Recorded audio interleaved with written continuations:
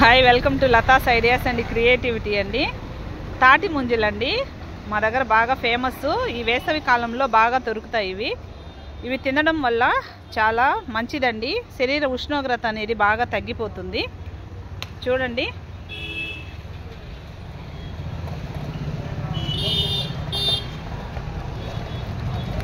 వేసవి కాలపు పండ్లని కూడా అనొచ్చండి వీటిని. వీటితో రకరకాల వంటలు కూడా చేసుకోవచ్చు.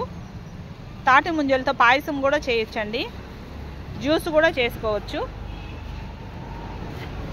ప్రతి ఒక్కరూ తినడానికి ఈ కాలంలో మాత్రం ప్రయత్నించండి. ఎందుకంటే సమ్మర్ సీజన్లోనే వస్తూ ఉంటాయి కాబట్టి కంపల్సరీ మనమైతే తినాలండి. ఇవి ఏ పండైనా కానివ్వండి, ప్రతి సంవత్సరము ఏదో ఒకటి టేస్ట్ చేస్తూనే ఉండాలండి. దానికి సంబంధించినటువంటి విటమిన్స్ మన శరీరానికి అందుబాటులో ఉంటాయి కాబట్టి కంపల్సరీ అయితే తినాలండి.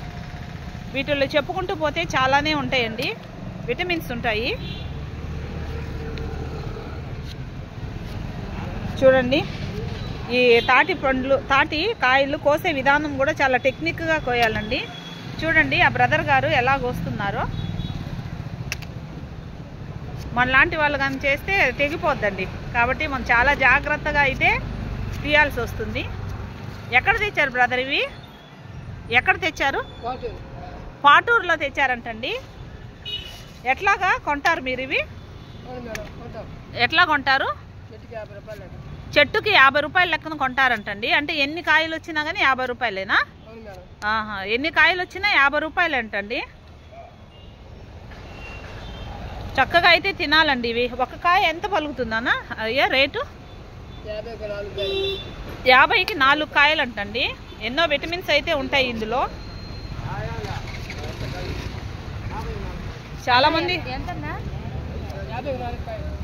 చాలా మంది వచ్చి అయితే కొనుక్కుంటున్నారండి. తీసే విధానం చూడండి. వీటికి మరొక పేరేమైనా ఉందా అన్న? తాటి ముంజలకి తాటి ముంజలు అనే అంటారండి. మా నెల్లూరు జిల్లాలో తాటి ముంజలు అంటాము. 50కి 4 కాయలు అంట. ఎక్కడ దొరికినా కానీ మీరు తినండి. శరీర ఉష్ణోగ్రత అయితే చాలా తగ్గిపోతుంది. మేము చిన్నప్పుడైతే వీటితోటి బండ్లు చేసుకొని ఆడుకునే వాళ్ళమండి. ఇట్లా కోసేసినటువంటి వాటికి బండ్లు చేసుకొని ఆడుకునే వాళ్ళము. ఇక్కడ మధ్యలో పుల్ల పెట్టేసి ఇంకొకటి పెట్టేసి ఇలాగ ఆడుకుంటూ ఉండేవాళ్ళమండి చిన్నప్పుడు.